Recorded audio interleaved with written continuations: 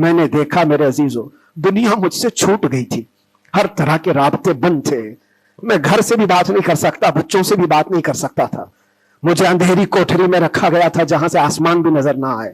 کئی دن گزرتے رہے, لیکن قسم ہے اللہ رب العزت کی, اس کے ذات کی, اس رسول پاک صلی اللہ علیہ وسلم سے جس سے ہم محبت کرتے تھے, انہوں نے ہمیں تنہا نہیں چھوڑا.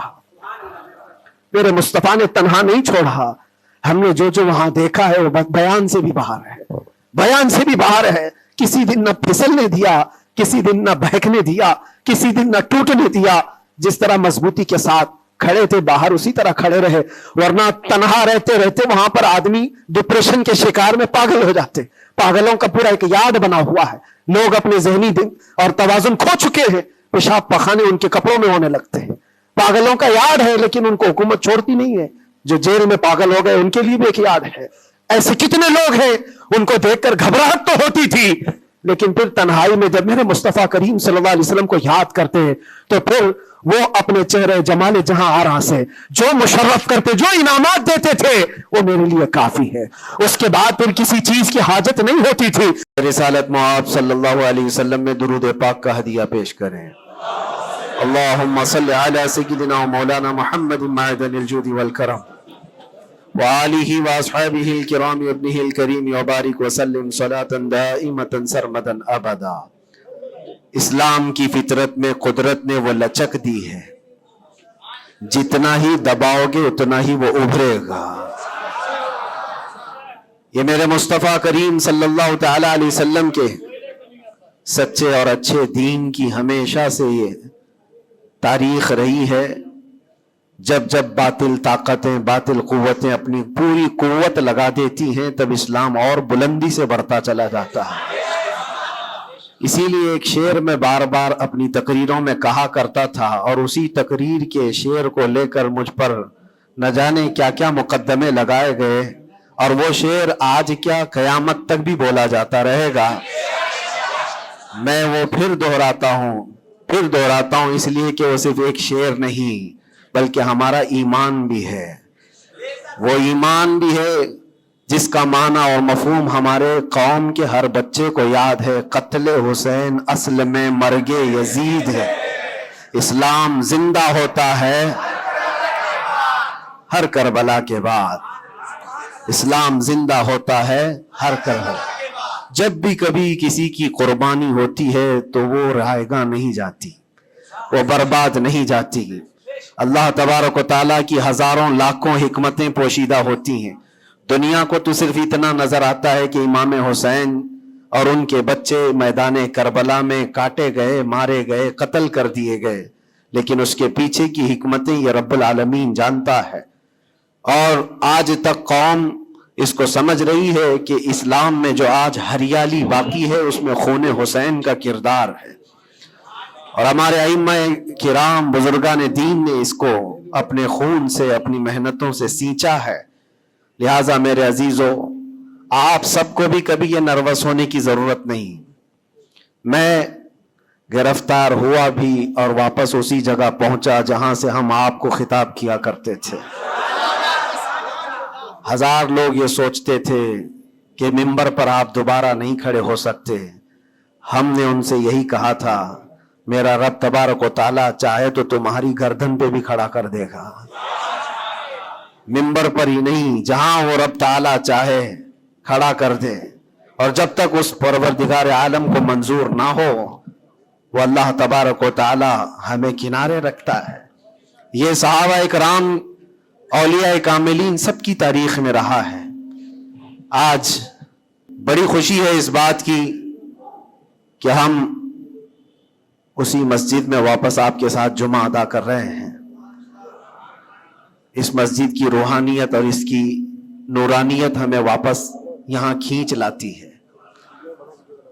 کئی مہینوں کے سفر بھی ہوتے ہیں لیکن واپس اس مسجد میں آ جاتے ہیں. نہ جانے یہاں کے لوگوں کی دعائیں یا یہاں کا کیا تعلق ہے. عزیزان گرامی وقار, چند باتیں میں عرض یہ کرنا چاہوں گا کہ قوم کے اندر جو ایک نروس پن ہے, خوف ہے, جس کو دوسرے لفظوں میں اگر میں کہوں تو بزدلی ہے, کس وجہ سے قائم ہے؟ کس وجہ سے ہے؟ یہ ڈر اور خوف کا ماحول صرف اسی لیے ہے کہ ہر بندہ کمفرٹ زون میں جینا چاہتا ہے، آرام اور عیش کی زندگی میں جینا چاہتا ہے۔ ہر ایک نے اپنے اوپر دنیا اتنی لاد لی ہے، اپنے اوپر دنیا کو اتنا سوار کر لیا ہے کہ اس سے نکلنا اس کے لیے مشکل ہو جاتا ہے۔ اور اسی وجہ سے اللہ کے نبی صلی اللہ تعالی علیہ وسلم ارشاد فرماتے اپنے صحابہ کو بھی کہ جب تمہارے اندر بیل کی پونچھ پکڑ کر کے کھیتی باڑی کرنے کی عادت آ گئی اور تم گھوڑے کی پیٹھ چھوڑ چکے ہو تو سمجھ جانا کہ دوسری قومیں تم پر حکومت کرنے لگ جائیں گی۔ آج بیل کی پونچھ پکڑ کر کھیتی باڑی کرنے کا مطلب صرف یہ نہیں ہے کہ کسان بن جائے، سب کا حال یہ ہے کہ ہمیں دنیا جمع کرنا ہے، دنیا جمع کرنا ہے، اور اس دنیا جمع کرنے کے چکر میں اس کی پوری عمر ختم ہو جاتی ہے، لیکن وہ حسرت پوری نہیں ہوتی، وہ حسرت پوری نہیں ہو پاتی۔ جتنی چیز کی تمہیں ضرورت تھی وہ تو حاصل ہو چکا تھا، لیکن اس سے زیادہ کی طلب میں ہم بھاگتے ہی رہے۔ ہم یہ نہیں کہتے کہ آپ گھر نہ بنائیں، ہم یہ نہیں کہتے کہ آپ اچھے کپڑے نہ پہنیں، سب کریں، لیکن کم از کم اس بات کا خیال رکھنا چاہیے کہ اس دنیا کی کمائی میں اور اس کی طلب میں کہیں ایسا نہ ہو کہ میرا دین چھوٹ جائے، ایسا نہ ہو کہ اللہ کے نبی صلی اللہ تعالی علیہ وسلم سے جو میری محبت ہے اس میں کمی آ جائے۔ یاد ہے آپ کو ایک حدیث پاک، اللہ کے حبیب صلی اللہ علیہ وسلم ارشاد فرماتے ہیں کہ مجھے میرے بعد اس بات کا خوف نہیں ہے کہ میری امت مشرک ہو جائے گی، کافر ہو جائے گی۔ حضور پاک صلی اللہ علیہ وسلم فرماتے ہیں مجھے اس بات کا ڈر نہیں ستاتا کہ میری امت مشرک ہو جائے گی، کافر ہو جائے گی، مگر اس بات کا اندیشہ لگا رہتا ہے کہ میرے بعد تم پر دنیا پھیلا دی جائے گی اور دنیا سمیٹتے سمیٹتے تم اللہ اس کے رسول کو بھول جاؤ گے۔ آج وہ حالات ہیں میرے عزیزوں، سب کے وہی حالات ہیں۔ اکثر کی بات میں کہہ رہا ہوں، میں جب بھی کوئی گفتگو کروں تو اس کو میری فضیلت بیان کرنے پر محمول نہ کریں کہ میں اپنی بڑائی بیان کر رہا ہوں۔ میرے عزیزوں، ان حالات کو بھی ہم دیکھ کر کیا ہے کہ اندر جانے کے بعد ایک چیز دماغ میں گونجتی تھی، کیا بتلاؤں میں نے کیا کیا دیکھا، کھوٹا سکہ چلتے دیکھا، الٹی گنگا بہتے دیکھا، چھوٹے چھوٹوں کی بات تو چھوڑو، بڑے بڑوں کو ننگا دیکھا، اور حالات تو وہاں کے ایسے، یہ ساری چیزیں سکھا دیتی ہیں۔ اور پھر اس بات کا خیال آتا ہے کہ امت آج کن مسائل میں گھری ہوئی ہے، جبکہ طوفان اندر انتظار میں ہے تباہی کے لیے۔ ہم جن مسائل میں گھرے ہوئے ہیں اس کو دیکھ کر کے پھر ڈر لگتا ہے۔ علماء کے مسائل، پیران اعظام کے مسائل، جماعتوں کے مسائل، چھوٹی چھوٹی باتوں پر ہم کورٹ کچہری کے چکر کاٹتے رہتے ہیں، مسجدوں کے مسائل، لیکن جبکہ دشمن نے کہاں سے کہاں تک تمہارے لیے منصوبے بنائے ہیں۔ حیرت ہوتی ہے میرے عزیزوں۔ پھر وہ محاورہ ہے یا تاریخ ہے مجھے پتہ نہیں، لیکن ایک بات لگتی ہے کہ بغداد پر ہلاکو جب حملہ کرنے آیا تھا تو اس وقت سنا کہ علماء چھوٹی چھوٹی چیزوں میں بحث مباحثے میں مبتلا تھے، جبکہ قوم کو انہیں اس بات کے لیے تیار رکھنا چاہیے تھا کہ ایک ظالم قوم تم پر حملہ آور ہے، اس کے مقابلے کے لیے کھڑے رہو۔ آج میں یہی کہنا چاہتا ہوں میرے عزیزو، چھوٹے مسائل کو درکنار ایک جگہ رکھو۔ امت مصطفیٰ آج جس قسم پرسی کی حالت میں ہے، جب نبی پاک صلی اللہ تعالی علیہ وسلم کی عزت پر حملے ہیں تو پھر تمہاری عزت کہاں خاک میں رہنے والی ہے؟ ہماری اپنی عزت کی بچانے کی کیا فکر کرنی ہے آپ کو؟ پوری دنیا کا حال یہ ہے۔ پہلے تو ایک مسلمان کی بات میں آپ کو بتاؤں، فرانس جیسا پاورفل ملک، بہت ہی مضبوط کنٹری، 100 سال پہلے کی بات بتا رہا ہوں، نبی پاک صلی اللہ تعالی علیہ وسلم کی شان میں وہ کوئی گھناؤنی یا گستاخانہ انداز کی فلم ریلیز کرنا چاہتے تھے، یا پھر کسی طرح سے مذاق مسخرے والے کام کے ذریعے سے میرے آقا صلی اللہ علیہ وسلم کو نشانہ بنانا چاہتے تھے، اور اس بات کو وہ اپنی آزادی رائے اور اپنی خیال کی آزادی کو بتاتے ہیں۔ اس زمانے میں سلطان عبد الحمید تھے، اور ترکی کے وہ آخری خلیفہ سلطان عبد الحمید صرف انہوں نے ایک اسٹیٹمنٹ دیا تھا فرانس کو کہ باز آ جاؤ یہ تمام چیزیں کرنے سے، ورنہ پوری دنیا لا کر میں تمہارے سر پہ پھوڑ دوں گا. صرف اتنا جملہ تھا. میرے عزیزو، آج تک وہ نہ فلم ریلیز ہوئی اور نہ ہی فرانس اس چیز پر آیا. لیکن اب تو حالات بدل گئے. اب تو حالات ایسے بدلے کہ ہزاروں نہیں، لاکھوں نہیں، کروڑوں کی تعداد میں ہم موجود ہیں. اور پھر اسلامی ممالک کے نام پر پوری دنیا میں کتنے ملک ہیں؟ 57 ممالک اسلامی کہلاتے ہیں. لیکن کس کو فکر ہے میرے مصطفیٰ کریم صلی اللہ تعالی علیہ وسلم کی عزت پر جب حملے ہوتے ہیں؟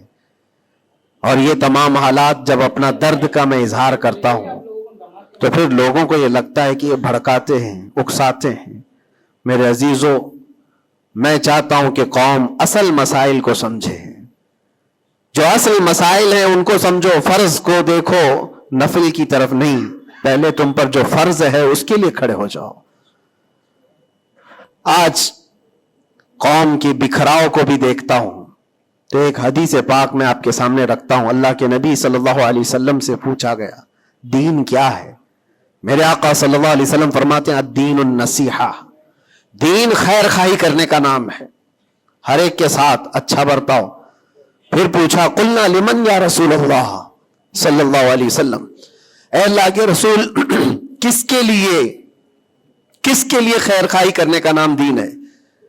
اللہ کے رسول صلی اللہ علیہ وسلم فرماتے ہیں للہ ولکتابہ ولرسولہ وللائمۃ المسلمین وعامتہم. اللہ کے لیے، اس کی کتاب کے لیے، اس کے رسولوں کے لیے، اور مسلمانوں کے جو امام ہیں یا ان کے حاکم ہیں، ان کے لیڈر ہیں، ان کے لیے، اور تمام مسلمانوں کے لیے اچھائی کا ارادہ کرنا، بھلائی کا ارادہ کرنا، اسی کا نام دین ہے. دین کو اللہ کے نبی صلی اللہ تعالی علیہ وسلم نے ان تمام چیزوں کے ساتھ لگا کر کے آپ کو بیان فرمایا. اور آج میں اس میں سے ایک ٹکڑا ہی اگر بیان کروں کہ الدین النصیحہ لائمۃ المسلمین وعامتہم، مسلمانوں کے امام، مسلمانوں کے جو لیڈر ہیں ان کے لیے اور عام مسلمانوں کے لیے خیر خواہی کرنے کا نام دین ہے. اور آج میرے عزیزو اس بات کی بہت زیادہ ضرورت ہے، بہت زیادہ ضرورت ہے. اجتماعی طور پر سب دیکھیں کہ ہمارا مفاد کس میں ہے، امت کا کام کس میں ہو سکتا ہے. اور ایک حدیث میرے آقا صلی اللہ علیہ وسلم فرماتے ہیں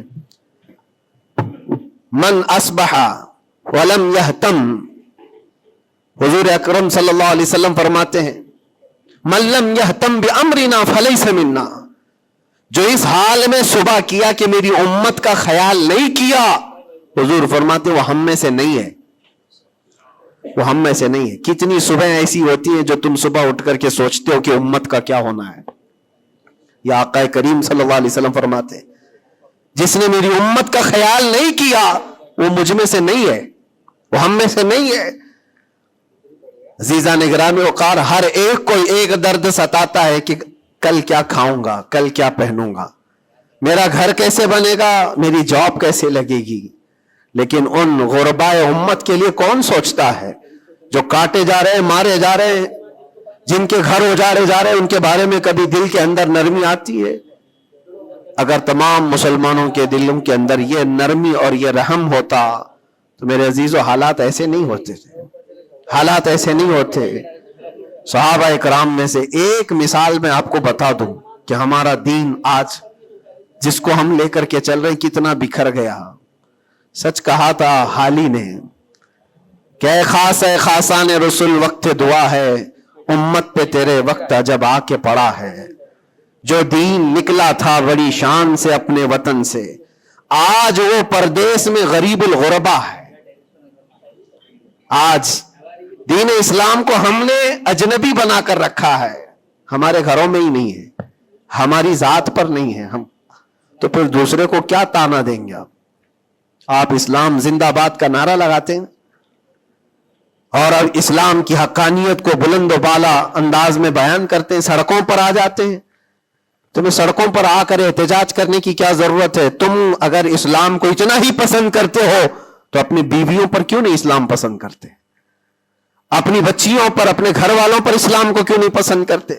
انہیں بے پردہ باہر جب گھمایا جاتا ہے تب اسلام زندہ باد کا نعرہ کیوں نہیں؟ یہ شادی ہال میں کبھی جا کر دیکھیں، یہ پارٹیوں میں جا کر دیکھیں، اندازہ بھی نہیں ہوتا کہ یہاں مسلمانوں کا جم غفیر ہے۔ میرے عزیزو، ایک حدیث عرض کرتا ہوں، حضرت ابو دردہ رضی اللہ تعالیٰ عنہ سے منسوب ہے۔ حضرت عمر فاروق رضی اللہ تعالیٰ عنہ کا زمانہ خلافت ہے اور عادل کے وہ بادشاہ ہیں، بیٹھے ہوئے تھے، ایک شخص کو پکڑ کر لایا گیا عدالت میں، کہا گیا کہ اس نے قرض لیا ہے اور یہ دیتا نہیں ہے۔ تو جو قرض خواہ تھے وہ بھی صحابی تھے، انہوں نے کہا کہ یہ اجنبی آدمی مدینے کا تو ہے نہیں، لیکن میں نے اس کو پیسے دیے تھے، یہ واپس نہیں لوٹاتا اور آئیں کائیں کرتا رہتا ہے، بہانے بناتا ہے۔ حضرت عمر فاروق رضی اللہ تعالیٰ عنہ نے اس اجنبی شخص سے کہا، اب تم کیا کہنا چاہتے ہو؟ تمہیں قید میں ڈال دیا جائے گا، تم اس کے پیسے ادا کرنا چاہتے ہو یا نہیں؟ اس نے کہا مجھے 2 دن کی مہلت چاہیے، میں جاؤں گا اور لا کر کے واپس اس کی رقم ادا کر دوں گا جو مجھ سے تقاضا کر رہے۔ حضرت عمر نے کہا کہ تو جائے گا یہاں سے چھوڑ کر اور واپس آئے گا نہیں آئے گا اس کا کیا بھروسہ؟ کوئی ہے تیری جو ضمانت لے گا؟ یہاں پر کورٹ بھی جب ہمیں بیل لیتی ہے تو ایک ضامن کھڑا کرتی ہے کہ اس کی ضمانت کون لیتا ہے، تو یہ تو پرانا دستور ہے۔ آپ نے پوچھا کوئی ہے تیری ضمانت لے گا؟ اگر تو نہیں آئے گا تو ہم اس کو پکڑیں گے۔ اس نے مجمع میں دیکھا کوئی اس کی پہچان والا تو ہے نہیں، تھا تو یہ مسلمان لیکن اس کے گہرے تعلقات کسی سے ہے نہیں۔ نظر ڈالا، اس نے کہا میں کسی کو پہچانتا نہیں اس میں سے، اور کون میری ضمانت لے گا؟ صحابہ اکرام بیٹھے ہوئے تھے، سب تو جانتے ہیں کہ ایک اجنبی ہے اور بھاگ گیا تو آئے گا نہیں، لیکن اس کے باوجود ایک صحابی ہیں حضرت ابو دردہ، کھڑے ہوتے ہیں، کہتے ہیں امیر المومنین میں اس کی ضمانت لیتا ہوں، میں اس کی ضمانت دیتا ہوں۔ کہا تم جانتے ہو اس کو؟ کہا جانتا تو نہیں، اتنا ہے کہ یہ مسلمان ہے، اتنا ہے کہ میرے آقا صلی اللہ تعالی علیہ وسلم کا غلام ہے۔ کہا کہ اگر یہ واپس 2 دن کے اندر نہیں آیا تو ابو دردہ نے کہا امیر المومنین آپ مجھے گرفتار کر سکتے ہیں، میں اس کی جگہ پر قید میں چلا جاؤں گا۔ تو آپ نے لکھوا دیا اور اس شخص کو چھوڑ دیا، جاؤ 2 دن کا تمہارے پاس ٹائم ہے، لوٹ آ جاؤ۔ وہ چلا گیا۔ لوگوں میں تو یہی مشہور تھا، ایک بار جو چھوٹ گیا وہ عدالت سے واپس کہاں آتا ہے؟ کب وہ کسی کے شکنجے میں آئے گا؟ 2 دن کا وقت گزر گیا اور شام ہو گئی، وہ آیا نہیں۔ مغرب کا وقت تھا، اس سے پہلے امیر المومنین نے کہلا بھیجا کہ ابو دردہ سے کہو کہ اپنی گرفتاری دے دے، جس کی وہ ضمانت لیا تھا وہ آیا نہیں ہے۔ عدالت پھر سے لگی، قرض خواہ جنہوں نے قرض دیا تھا وہ بھی تھے، اور حضرت ابو دردہ کو لایا گیا، کہا کہ میں تیار ہوں، وہ نہیں آیا۔ لیکن ابھی عدالت ختم ہونے سے پہلے دیکھا کہ وہ شخص واپس لوٹ آیا، مال بھی لے کر کے آیا اور کہا کہ امیر المومنین مجھے تاخیر ہو گئی، میں معافی چاہتا ہوں، راستہ ایسا تھا ویسا تھا، لیکن میں لوٹ آیا اور جس کی یہ امانت ہے وہ واپس کرتا ہوں۔ حضرت عمر فاروق رضی اللہ تعالیٰ عنہ نے فرمایا ٹھیک ہے، جس کا قرض ہے، جس کے تم نے لیے تھے اس کو لوٹا دو۔ اس نے جب وہ قرض خواہ جو صحابی تھے ان کو لوٹانے کی بات کی کہ آپ کی امانت آپ لے لیں، تو وہ کھڑے ہوئے اور کہا کہ میں معاف کر دیتا ہوں، جو تو نے لیا تھا اس کو میں نے معاف کر دیا، جاؤ۔ تو حضرت عمر فاروق رضی اللہ تعالیٰ عنہ فرماتے ہیں کہ پھر یہ مجلس دیکھی تو اس اجنبی شخص سے پوچھا تو چاہتا تو بھاگ جاتا، تو چھوڑ کر چلا جاتا، واپس نہیں آتا تو کون پکڑ کر لاتا؟ تو کس علاقے کا ہے یا کہاں جاتا؟ واپس کیوں آیا؟ جانتے ہو اس نے کیا جواب دیا؟ امیر المومنین آپ سچ کہہ رہے ہیں، میں ایسی جگہ چلا جاتا جہاں سے لوگ مجھے پکڑ کر نہ لاتے، تھوڑی سی رقم ضرور تھی، میں بچا کر کے چلا جاتا، لیکن دل میں یہ خیال آیا کل کو دنیا یہ کہے گی رسول اللہ کے غلام دھوکے باز ہوتے ہیں، کہیں اللہ کے نبی صلی اللہ تعالی علیہ وسلم کے اوپر کوئی انگلی نہ اٹھائے کہ حضور کا غلام ایک مسلمان دھوکہ دیتا ہے۔ اس لیے میں واپس لوٹ آیا، میرے لیے دنیا حقیر ہے، میرے مصطفیٰ کی نسبت بہت بلند ہے۔ امیر المومنین نے ابو دردا سے پوچھا کہ اے ابو دردا، تم ایک اجنبی شخص کی ضمانت لینے کو تیار ہو گئے، تمہارے اندر کیا جذبہ آ گیا ایسا؟ ابو دردا نے کہا امیر المومنین، میں نے دیکھا یہاں پر حالات ایسے کہ اس کو پہچاننے والا کوئی نہیں، اور اگر ہم میں سے کوئی بھی نہیں اٹھتا تو یہ شخص اور اس کے بعد آنے والی قوم یہ کہتی حضور پاک صلی اللہ علیہ وسلم کے غلاموں میں مدد کرنے کا جذبہ ختم ہو گیا ہے، نبی پاک صلی اللہ تعالی علیہ وسلم کے غلاموں میں مدد کرنے کا جذبہ چلا گیا۔ کوئی اگر یہ تانا مارتا، اسی لیے میں کھڑا ہو گیا، زیادہ سے زیادہ کیا ہوتا کہ میں قید میں چلا جاتا، لیکن میرے نبی کی ذات پر کوئی انگلی تو نہیں اٹھا سکتا۔ حضرت امیر المومنین نے اس صحابی سے پوچھا تم نے قرضہ معاف کیوں کر دیا؟ اور عدالت میں مقدمہ کیا تھا، معاف کرنا تھا تو پہلے کر دیتے۔ آپ نے کہا کہ میں اس کو پہلے پہچانتا نہیں تھا، لیکن یہ جب 2 دن کا موقع لے کر گیا بھی اور واپس لوٹ آیا بھی تو امیر المومنین میرا تو یہ حق بنتا ہے کہ میں اس مسلمان کا قرض معاف کر دوں، اس لیے کہ میرے دل میں بھی یہ خیال آیا کہ اگر میں معاف نہ کرتا تو کل کو دنیا یہ کہتی کہ رسول اللہ کے غلاموں میں معاف کرنے کا جذبہ بھی چلا گیا۔ یہ ہے پورا دین، یہ ہے پورا دین، ایک دوسرے کو معاف کرنے کا جذبہ، ایک دوسرے کی مدد کرنے کا جذبہ اور وعدے کو مکمل کرنے کا جذبہ، یہ کل ملا کر کے دین بنتا ہے۔ عزیزان گرامی وقار، آج جن حالات سے ہم گزر رہے ہیں، ہمارے درمیان نفرتوں کی دیواریں کھڑی ہیں، ایک دوسرے کو سلام کرنے سے بھی کتراتے ہیں، جبکہ مسجد کی صفوں میں شانے سے شانہ لگا کر کھڑے ہوتے ہیں۔ پھر وہ کون سا جذبہ ہے جو مر گیا ہے یا ختم ہونے کو آ گیا ہے؟ زندہ کرو۔ ہم اس نبی پاک صلی اللہ تعالی علیہ وسلم کی امت میں ہیں، اس نبی پاک صلی اللہ تعالی علیہ وسلم کی امت ہے جہاں ہماری جان جا رہی ہو لیکن میرے پڑوس میں کوئی پیاسا ہو تو ہم پانی نہ پی کر اسے پانی پلا دیتے ہیں۔ ہماری یہ تاریخ رہی ہے کہ نہیں رہی ہے؟ صحابہ اکرام کی یہ تاریخ ہے۔ مدینہ طیبہ کو جا کر دیکھ لینا، نبی پاک صلی اللہ تعالی علیہ وسلم کے اس پاک زندگی میں ایسا بھی تھا کہ ایک صحابی کے گھر گوشت کا تحفہ آیا، بھنا ہوا گوشت تھا، کسی نے دیا، انہوں نے یہ سوچ کر کے بغل میں دے دیا مجھ سے زیادہ بھوکے میرے پڑوسی ہیں، پڑوسی نے یہ سوچا مجھ سے زیادہ میرا پڑوسی بھوکا ہے، وہ گوشت کی بھنی ہوئی سری بکری کی مدینے میں ایک رات میں سب گھروں میں گھومتی گھومتی اسی پہلے صحابی کے گھر آ گئی۔ ہر ایک کو یہ خیال تھا مجھ سے زیادہ حق اس کا ہے، ہر ایک کو یہ خیال تھا مجھ سے زیادہ اس کا حق ہے۔ عزیزان گرامی وقار، آج جو حالات ہیں وہ بہت بدلے ہوئے لگتے ہیں، بہت بدلے ہوئے لگتے ہیں کہ ہر ایک کو یہ لگتا ہے سب سے زیادہ حقدار میں ہوں، مجھ پر ہی رحم ہونا چاہیے، میری مدد ہونی چاہیے، دوسرے کی ہو یا نہ ہو۔ یہ تمام باتیں صرف اس لیے کہہ رہا ہوں کہ ائمۃ المسلمین اور عامتہم جو حدیث پاک میں آیا ہے، مسلمانوں کے امام، مسلمانوں کے لیڈر، ان کے بارے میں خیر خواہی کرنا یہ بھی دین ہے۔ اور آج تو جن حالات کو دیکھ رہے ہیں ہم، الیکشن کا ماحول ہے، ہر ایک کی نظر لوگوں کے صرف ووٹ پر لگی ہوئی ہے، اور پھر اس کے بعد پتہ نہیں 5 سال تک تو ڈھونڈتے رہو، پتہ بھی نہیں ملتا۔ لیکن ان حالات میں مسلمانوں کو یہ چاہیے کہ وہ اپنے حق رائے دہی کا پورا استعمال کریں۔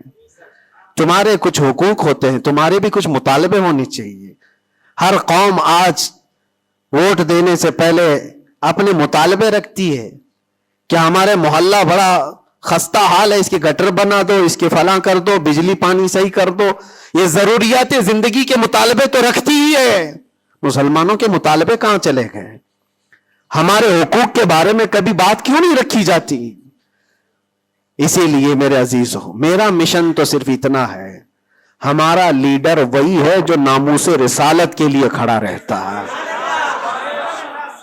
ہم اس کو لیڈر بھی مانتے ہیں جو میرے آقا صلی اللہ تعالی علیہ وسلم کی عزت کے لیے کھڑا رہے، اس لیے کہ میرے عزیزو ہمارا پورا ایمان یہی ہے، ہمارا پورا ایمان یہی ہے۔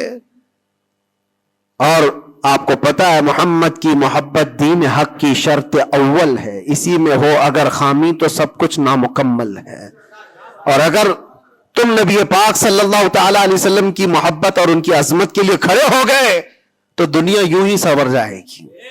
آپ کو پتا ہے ڈاکٹر اقبال نے کیا ایک بہت پیارا حل دیا تھا ہمیں, بہت پیارا حل ہے. مسائل تو بہت ہیں, ہم بھی چاہتے ہیں ہمارے لیڈروں کے پاس رکھیں. ہماری ایجوکیشن کے مسائل ہیں, ہمارے گھر بار کے, ڈرینیج کے, روڈ کے, لائٹ کے, پانی کے, بہت سارے مسائل ہیں. اس کے علاوہ غربت کے مسائل, جاب لیس نوجوانوں کے مسائل, بہت ساری چیزیں ہیں. کیا کیا مسئلے رکھے. اور پھر قوم کے اندر جو خرابیاں آئی ہیں وہ تو ایک پہاڑ کے برابر ہیں. ہر دوسرا تیسرا نشے کا عادی ہے, ہر دوسرا تیسرا اخلاق سے گرا ہوا ہے. یہ تمام معاملات, عورتوں میں بے حیائی, نوجوانوں میں نشہ کی عادت, یہ تمام چیزیں دیکھ دیکھ کر ہم سوچتے ہیں کن کن مسئلوں پر بات کریں اور کس کس چیز کا علاج کرنے کے لیے نکلیں. تو ڈاکٹر اقبال نے ایک بات بتائی تھی. وہ دنیا گھوم کر کے آئے ہوئے انسان تھے. وہ پیرس گئے, اٹلی گئے, جرمن گئے, اور وہاں کے قوموں کی ترقیاں بھی دیکھی, اور اس کے بعد واپس آ کر کے کہا میں نے اپنی قوم اور حضور کی امت کی ترقی کو بہت گہرائی سے دیکھا. 8-10 سال کا ریسرچ کیا. میں نے معلوم کیا کون سی فیلڈ میں اپنے نوجوانوں کو اتارا جائے تو یہ کامیاب ہوں گے, کون سا ایسا میدان ہے جس میں مسلمانوں کو جمع کر دیا جائے تو یہ ترقی میں آ جائیں گے. سائنس ہے, فزکس ہے, جغرافی ہے, ایسٹرونومی ہے, بہت ساری چیزیں ہیں. کس چیز میں اتارا جائے.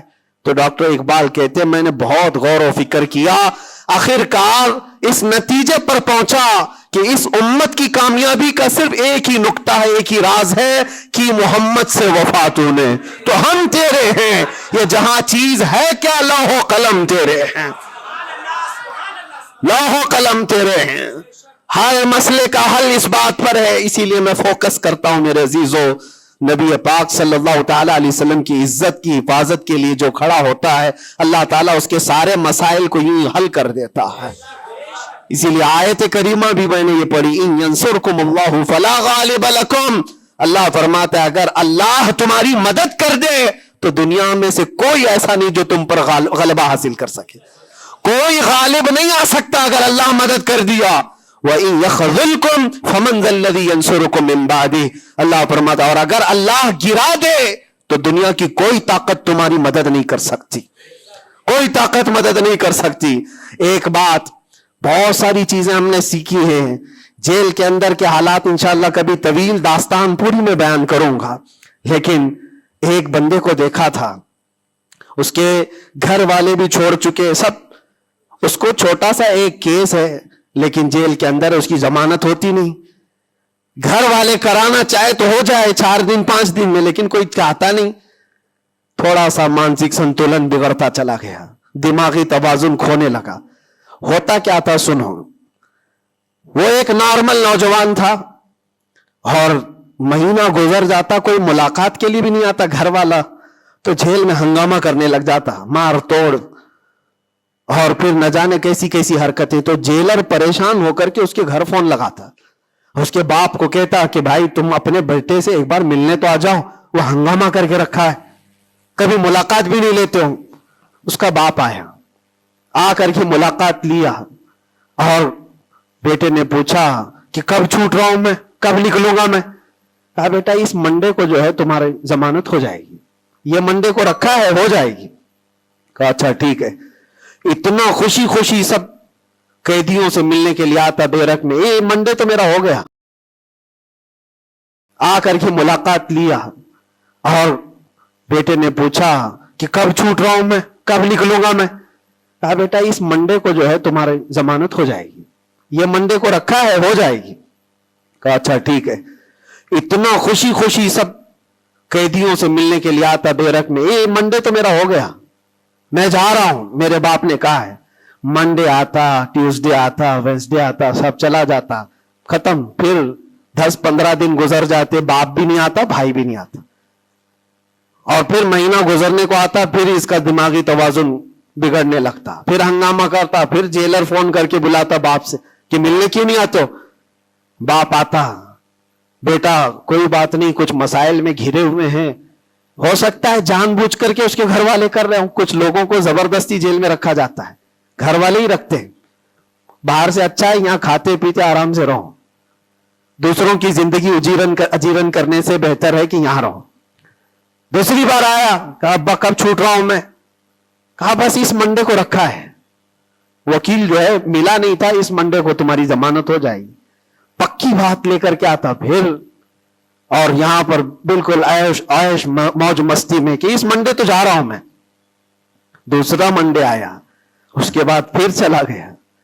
ایسا 4 بار ہوا, اور سب قیدیوں میں بات مشہور تھی کہ یہ منڈے کو جانے والا ہے, اور سب اس کو چھیڑتے تھے. جب کبھی اس کی ملاقات آتی تو کہتے منڈے کو جا رہا ہے نا. یہ بات مذاق کے طور پر چلتی رہتی تھی, لیکن کسی کے ساتھ ہم مذاق کرتے ہیں, یہ نارمل لائف ہوتی ہے. لیکن اس لڑکے کے متعلق میں نے ایک بات سیکھی, 4تھی 5ویں مرتبہ ہوگی بات ہے, وہ ملاقات لے کر کے واپس آ رہا تھا, ابھی اس نے کچھ کہا ہی نہیں, ساری بیرک میں سب بولنے لگ گئے کہ منڈے کو ہے نا تیری ضمانت. تو اتنا چڑ گیا, کیا پتا اس کو بہت ہرٹ ہوا, تکلیف ہوئی.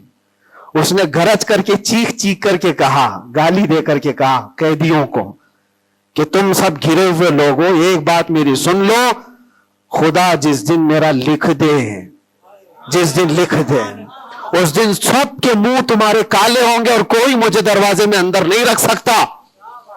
جس دن میرے چھوٹنے کا وہاں سے آ جائے پروانہ لکھا ہوا کہ یہ دن یہ بندہ چھوٹنے والا ہے, اس کے بعد وہ کہتا ہے مجھے یہاں کا پرائم منسٹر بھی نہیں روک سکتا. میں نے دیکھا اتنا یقین ہے اس کو. ایک تو اپنے باپ سے ہر بار سنتا تھا اس بار ضمانت ہو جائے گی, اس بار ضمانت ہو جائے گی, اور حقیقت میں میرے عزیزوں یہ جمعرات کا دن تھا جب وہ اپنے باپ سے ملاقات کر کے آیا تھا, اور اس کو تانا مارا جا رہا تھا منڈے کو جا رہا ہے. تب اس نے کہا تھا جس منڈے کو بھی میرا رب لکھ دے, جس دن بھی لکھ دے کہ اس کو اس دن یہاں سے نکلنا ہے, پوری طاقتیں مل کر کے بھی مجھے دروازے کے اندر نہیں رکھ سکتی. اتفاق کی بات ہے اسی منڈے کو اس کی ضمانت بھی ہو چکی تھی. وہ جا بھی رہا تھا, بسترے اٹھایا, سارا سامان اٹھایا, اور سب کو پلٹ کر کہنے لگا دیکھا حقیقت میں جو بیل ملتی ہے, جو ضمانت ملتی ہے, وہ رب ذوالجلال کے فیصلوں سے ہوتی ہے. یہ یقین اور توکل کی بات میں عرض کر رہا ہوں. عزیزان گرامی وقار, بہت سارے ایسے مسائل ہیں, اسی لیے میں آپ سے کہتا ہوں اگر اللہ مدد کر دے تو کوئی غالب نہیں آ سکتا, اور اگر اللہ تعالیٰ گرا دے تو پھر کوئی مدد بھی نہیں کر سکتا. اسی لیے اللہ تبارک و تعالیٰ کی مدد کس کے لیے آتی ہے وہ بھی قرآن کہتا ہے وَكَانَ حَقًّا عَلَيْنَا نَصْرُ الْمُؤْمِنِينَ. ہم نے اپنے اوپر لازم کر لیا ہے کہ ایمان والوں کی مدد کریں گے. اور ایمان والا ہے کون؟ لا يؤمن احدكم حتى اكون احب اليه من والده وولده والناس اجمعين. میرے آقا فرماتے ایمان کامل اس کا ہے جو ساری دنیا سے زیادہ مجھ سے محبت کرتا ہے. مفہوم حدیث عرض کر رہا ہوں, اپنے ماں باپ, اپنے اولاد, اپنے مال دولت, سارے انسانوں سے زیادہ اللہ کے رسول سے محبت کرتا ہے تو اس کا ایمان کامل ہے. اور جس کے ساتھ ایمان کامل ہوگا اس سے اللہ کی مدد آئے گی, اس پر اللہ کی مدد آئے گی. میرے عزیزو, بظاہر حالات اگر کسی کے ساتھ خراب ہو جائیں تو یہ مت سمجھ جانا. میں اکثر ایک بات محسوس کرتا تھا کہ ظالموں نے جس انداز میں بے قصور لوگوں کو بھی قید کیا, اور ہمیں بھی زبردستی جن حالات سے گزارا گیا, پھر کبھی عرض کروں گا انسانی فطرت ہے, کبھی کبھار بکھر جاتے ہیں. تقاضا بشریت کے اعتبار سے گھبراہٹ تو ہمیں بھی ہوتی تھی, پھر تاریخ یاد آتی میں پہلا تھوڑی نہ ہوں. سیدنا حضرت مظفر حسین کچوچوی رحمت اللہ علیہ فرماتے تھے مظفر کو مقید نہ سمجھ ایسے یاد, میری اسیری بھی سنت آبائی ہے, میرا یہ قید ہونا بھی میرے آبا و اجداد کی سنت ہے. بزرگان دین گئے ہیں اور جیلوں میں رہے اور واپس نکلے, لیکن ایک بات ہمیشہ یاد رکھو, اسلام زندہ ہوتا ہے, بس قربانیاں رائگاں نہیں جاتی, ضائع نہیں ہوتی. اللہ تعالیٰ کی مدد جس کے ساتھ ہے تو بظاہر حالات میں ایسا ہوگا.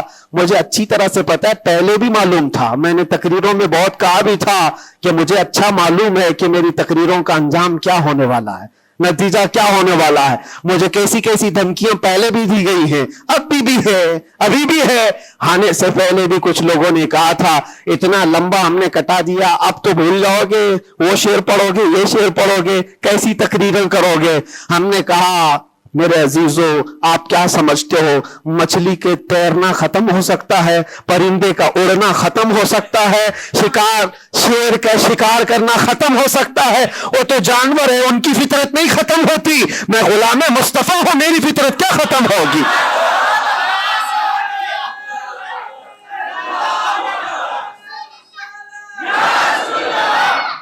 میں غلام مصطفیٰ ہوں، حق بات بولنا میری فطرت ہے، اور ہم اپنی فطرت سے بغاوت نہیں کرتے۔ اور یہ 8 مہینے نہیں 8 سال بھی رہے، اس کے بعد نکالیں ہم وہی بات کہیں گے جو میرے مصطفیٰ کی عزت کی بات ہوگی۔ عزیزان گرامی وقار، حالات بظاہر کچھ دنوں کے لیے ہوتے ہیں۔ امام احمد بن حنبل پر تو 1500 کے قریب نہیں 300 کے قریب کوڑے لگائے گئے تھے۔ 300 کوڑے کس کو کہتے ہیں؟ انسان مر جاتا ہے۔ وہ امام احمد بن حنبل 5 لاکھ حدیثوں کے حافظ، لیکن جمے رہے، ڈٹے رہے، نہ کبھی ان کا عزم ختم ہوا، نہ حوصلہ ختم ہوا۔ ائمہ اعظام کو یہ تمام چیزیں گزرنی پڑی ہیں۔ امام اعظم ابو حنیفہ رحمۃ اللہ تعالی علیہ جیل میں تو انتقال ہو گیا، جیل میں انتقال ہو گیا اس امام کی جس کو کروڑوں آج فالو کرتے ہیں۔ عزیزان گرامی وقار، ایک بات یہ سمجھ کر کے چلو، مصیبتیں آئیں گی لیکن اللہ کی مدد بھی آئے گی۔ ہاں، ہر اندھیرے کے بعد اجالا ہوتا ہے۔ ان مع العسر یسرا، اللہ قرآن میں فرماتا ہے ہر تکلیف کے بعد آسانی ہے، ہر تکلیف کے بعد آسانی ہے۔ اور میں تو ذہن میں یہ پریپیئر کر کے رکھا تھا، ذہن میں دماغ میں یہ بات بٹھا کر رکھا تھا، آزاد ہونا نہ ہونا یہ اللہ کی مرضی پر ہے، لیکن اگر مر کر کے میری لاش بھی باہر آتی تب بھی مجھے اس بات کا اطمینان تھا جو بات ہمیں کہنی تھی وہ ہم کہہ چکے۔ انشاءاللہ رب تبارک و تعالی ہماری ان باتوں کو بچوں تک یہ محفوظ بھی کرائے گا۔ اور مجھے تو باہر کی خبریں زیادہ نہیں ملتی تھی کہ یہاں لوگوں کے دلوں میں کیا جذبات ہیں، بچوں کے دلوں میں کیا جذبات ہیں، لیکن قیدی جب جاتے تھے چھٹی پر 4 دن 5 دن اور واپس آتے تو یہی کہتے ڈسکس تو ہمارا کچھ نہیں ہوتا، آپ کے بارے میں ہمارا خاندان پوچھتا رہتا ہے۔ جیل میں آپ ہیں، فون کرو تو لوگ ہمارے متعلق پوچھتے رہتے۔ پھر دل میں یہ احساس ہوتا تھا، اور جیل میں بھی دیکھتا ایک ایسا بھی لڑکا تھا چین سنیپر، چین کھینچتا اور چوری کرتا واپس آتا، لیکن ایسا ڈھیٹ آدمی تھا، ایسا ڈھیٹ، میدان میں کھڑے ہو جائے، سارے قیدیوں کے سامنے کھڑے ہو جائے اور پھر ہر دن ایک بات اتنی بول کر کے ہی جاتا، صرف اتنی بول کر کے جانا اس کی عادت سی ہو گئی تھی۔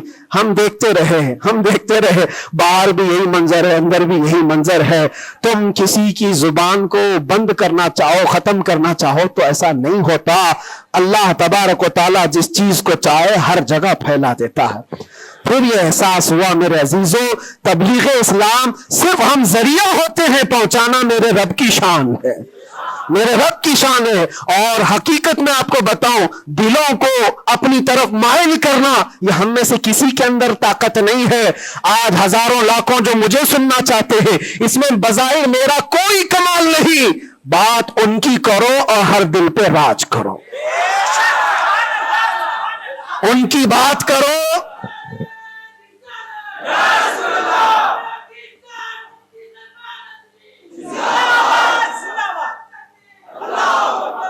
اسی لیے آج کے حالات میں آخری باتیں عرض کر رہا ہوں، میں معذرت چاہتا ہوں آج تھوڑا سا وقت زیادہ ہوا ہے، اس لیے کہ یہ ہماری مسجد ہے اور ہمارے اوپر کوئی یہاں پابندی نہیں ہے۔ یہاں پر الحمدللہ جو لوگ بیٹھے ہیں 8 مہینے کے بعد سن رہے، 9 مہینے کے بعد سن رہے ہیں، تو تھوڑی کسر میں بھی نکال لوں، اس لیے میں تھوڑا زیادہ وقت آپ کے ساتھ لے رہا ہوں۔ ان حالات کے ساتھ جو آپ کو فیصلہ لینا ہے میرے عزیزو، سوچ سمجھ کر کے اپنا مطالبہ بھی تو رکھو، اپنا مطالبہ بھی رکھو کہ ہم ان لیڈروں کے ساتھ کھڑے ہیں جو 500 روپے بانٹ کر کے، گلے میں پٹے ڈلوا کر کے، ہمیں نعرے لگوا کر کے گھما لے، بس نہیں۔ ہمارا مقصد اور ہمارا مطالبہ اتنا ہو، ان حکام، ان لیڈروں کے پاس یہ بات رکھو، میرا گھر میرا محلہ نہ بنا پایا تو کوئی بات نہیں، لیکن اتنا وعدہ کرو کہ میرے مصطفیٰ کی عزت پر جب بات آئے تو تم ڈٹ کر کھڑے رہو گے۔ یہ گستاخیوں کا ماحول ختم ہونا چاہیے، ہونا چاہیے کہ نہیں ہونا چاہیے؟ اسی لیے میرے عزیزوں، اور بظاہر ہماری بات یہ ہے کہ ہم سب سے ان لوگوں سے محبت ضرور کرتے ہیں جو قوم و ملت اور ملک کی فلاح و بہبودی اور میرے حضور پاک کی عزت کے لیے کھڑے ہوتے ہیں. ہم ان کے ساتھ ہیں کسی بھی طرح سے. ہمارا تو مقصد, ہمارا مشن صرف اتنا ہے, کسی کی جے وجے کیوں پکارے, کیا غرض ہم کو, ہمیں کافی ہے سید اپنا نعرہ, ہمیں کافی ہے سید اپنا نعرہ یا رسول اللہ. ہم اس مشن کے آدمی ہیں, لیکن پھر بھی جن حضرات نے بھی محبتوں کے ساتھ ہمارے نام کو پھیلایا ہے, ان کے مقاصد اگر صرف پولیٹیکل ہیں تو ہمارا ان کے ساتھ کوئی بھی لین دین نہیں, ہمارا ان کے ساتھ کوئی تعلق نہیں. ہاں اگر اس لیے ہمارے نام کا استعمال کیا یا ہمیں بلایا یا ہمیں کھڑا کیا کہ اللہ کے نبی صلی اللہ تعالی علیہ وسلم کی ناموس اور ان کی عزت کے لیے ہے, تو ہم ہر دن آپ کے ساتھ ہیں, ہم ہر دن آپ کے ساتھ ہیں. لوگوں کو یہ لگ رہا ہے الیکشن آیا ہے, مفتی صاحب اس لیڈر کے پاس جا رہے ہیں, اس لیڈر کے پاس جا رہے ہیں, یہ سب افواہیں بہت ساری پھیلی ہیں. میرے عزیزوں تھوڑا انتظار کرو. اور میں ان سیاسی نیتاؤں سے بھی کہوں گا, آپ الیکشن میں کنٹریبیوٹ کر رہے ہیں, حصہ لے رہے ہیں, سیاست میں آپ موجود ہیں, آگے بڑھو, ہم آپ کو روک نہیں رہے ہیں. لیکن اگر واقعی مقصد یہ ہے کہ قوم اور ملت اور ملک اور میرے دین کی عزت اور حضور پاک کی عزت کے لیے آگے چل کر کے آواز اٹھائیں گے, تو میرا آج آپ کے ساتھ کھڑا ہونا کوئی ضروری نہیں, الیکشن گزر جانے تو پھر ہر دن آپ کے ساتھ کھڑے, الیکشن ہو جانے کے بعد بھی ہم کھڑے ہیں آپ کے ساتھ. لیکن الیکشن سے پہلے ہی اگر آپ کو ہمیں چاہیے تو لوگوں میں یہ خلفشار مچا ہوا ہے, ایک خلفشار مچا ہوا ہے کہ مفتی صاحب ناموس رسالت کے اس عظیم مشن کو سیاسی لوگوں کے درمیان پھیلا رہے ہیں. میرے عزیزوں, میرا کہیں یہ مقصد نہیں ہے, کہیں یہ مقصد نہیں ہے. اللہ نے جو کرسی دی ہے نا, وہ بہت بڑی کرسی ہے. ہم نے جو اللہ تعالیٰ کا انعام ہمارے پاس ہے وہ الیکشن سے حاصل کیا ہوا نہیں ہے, رب کے سلیکشن سے ملا ہوا ہے. ہمارے پاس اللہ تبارک و تعالیٰ کا دیا ہوا انعام کافی ہے. لیکن ان سیاسی حضرات کے ساتھ ہمارا تعلق اسی لیے ہے کہ آپ آواز بلندی کے ساتھ اٹھا سکتے ہو اور سسٹم میں آپ بیٹھ کر کے اپنی قوم, ملک, سب کی فلاح و بہبودی کی بات کر سکتے ہو. اس لیے ہم کھڑے ہیں, اس لیے نہیں کہ آپ 500,000 روپے دے دیں گے, اس لیے نہیں کہ آپ ہمارا گھر, گاڑی, بنگلہ خرید کر کے کچھ دے دیں گے. عزیزان گرامی اوقات, میرے آنے کے بعد سے لے کر آج تک, ابھی تک مہینہ نہیں گزرا ہوگا, لیکن میں نے حالات اتنے دیکھے کہ ہر کوئی یہ چاہتا ہے راتوں رات مجھے دولہا بنا دے. بہت سارے معاملات ایسے دیکھے. اس لیے میں سب سے یہ گزارش کروں گا, آج کا یہ میرا پیغام ہے کہ ہمارا مشن ناموس رسالت ہے, ہمارا مشن تحفظ ناموس رسالت ہے, اور اس کے لیے ہم ہر طرح سے کھڑے ہیں. لیکن خالص سیاست کے لیے, خالص ووٹنگ کے لیے, خالص الیکشن کے پرچار کے لیے مجھ جیسے کا نام استعمال نہ کریں. یہ میرا مشورہ ہے, یہ میرا پیغام بھی ہے. آپ کے لیے پوری زندگی ہم کھڑے ہیں, صرف الیکشن کے لیے. اس عظیم اور اس عظیم مشن کو اور اس مقدس مشن کو بدنام کرنے کی کوشش نہ کریں. ہاں, پولیٹیکل جس انداز میں بھی آپ کو مدعے اٹھانا ہے اٹھائیں, لیکن حضور پاک صلی اللہ تعالی علیہ وسلم کی عزت کا یہ جو مشن ہے, ناموس رسالت کا مشن ہے, اس کو صرف یوز کرنے کے لیے استعمال نہیں ہونا چاہیے, بلکہ جو بھی بندہ مومن کھڑا رہے گا وہ اپنی جان کے ساتھ کھڑا رہے گا, تبھی اس کا ایمان ہے, تبھی وہ اس کا ایمان ہے. اور اگر آپ مجھے یہ کہتے ہیں کہ آپ حضور پاک کے اس ناموس رسالت کا مسئلہ لے کر چلتے ہیں, قسم رب ذوالجلال کی, اس کے پیچھے میرا کوئی دوسرا مقصد نہیں ہے. اس کے پیچھے میرا کوئی دوسرا مقصد نہیں ہے کہ اس کے ذریعے سے میں کما لوں گا, میں کھا لوں گا. میرے عزیزوں, کیا کما لیں گے, کیا کھا لیں گے؟ آپ کو میرے اپنے حالات معلوم نہیں کہ میں کس طرح کے حالات سے گزرا ہوں. اگر لوگوں سے بٹورنا ہی ہوتا تو ممبئی میں میری بہت ساری بلڈنگیں ہوتی. میں تو کرائے کے گھر پہ رہتا ہوں. میرے عزیزوں, میں اس چیز کا قائل نہیں ہوں کہ اس عظیم مشن کو اپنے مفاد اور ذاتی فائدے کے لیے یا دنیا بنانے کے لیے استعمال کیا جائے. میرا اس میں کوئی مقصد پنہا نہیں. मकसद सिर्फ इतना है कि कल बरोज़ क़यामत रसूल पाक सल्लल्लाहु ताला अलैहि वसल्लम की नजर हम पर पड़े, तुम हंस के कहे जाना दीवाना है दीवाना। बस मेरा मकसद ये है, इतना है कि नबी पाक सल्लल्लाहु ताला अलैहि वसल्लम की नजर इनायत हो, इरशाद फरमा दे कि फरिश्तों छोड़ दो इसको, ये मेरा दीवाना है। बस इस मकसद को लेकर हम चलते हैं।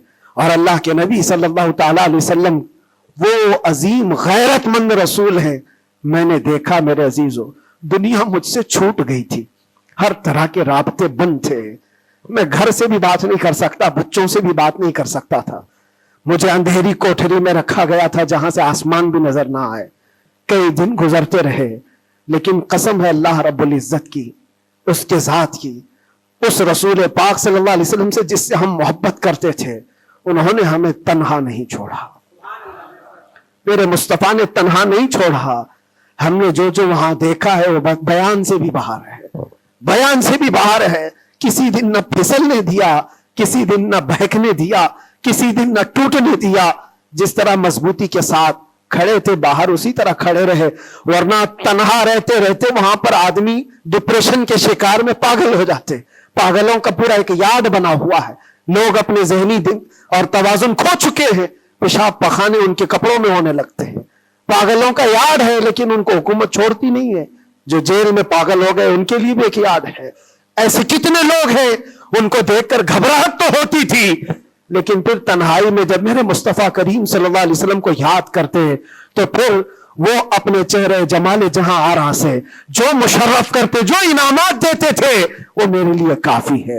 उसके बाद फिर किसी चीज की हाजत नहीं होती थी। फिर वो सहाबा की बात याद आती थी, वो सहाबा की बात याद आती। एक खातून मदीने की जंगे उहद में जिनके बाप शहीद हो गए, जिनका भाई शहीद हुआ, जिनका शोहर शहीद हुआ, बेटा भी शहीद हुआ, एक जंग में 4 लोग शहीद हुए। वो औरत कहती है मुझे एक बार रसूलुल्लाह को दिखा तो दो, मेरे आका सलामत है या नहीं। वो कहते हैं सहाबा कि हाँ वो सलामत है। वो खातून मेरे मुस्तफा के चेहरे को देखती है और उसके बाद कहती है कुल्लु मुसीबतिन बादक जुललुन या रसूल अल्लाह, अल्लाह के रसूल आपके होते हुए हर मुसीबत हल्की है।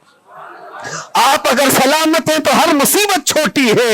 इसीलिए उनका ही ये नारा था सहाबा का, हर सितम हर जुल्म गवारा है, हर सितम हर जुल्म गवारा है या रसूल अल्लाह, बस एक बार तू कह दे कि तू हमारा है, एक बार तुम कह दो कि तू हमारा है, हर सितम हर जुल्म हमें गवारा है।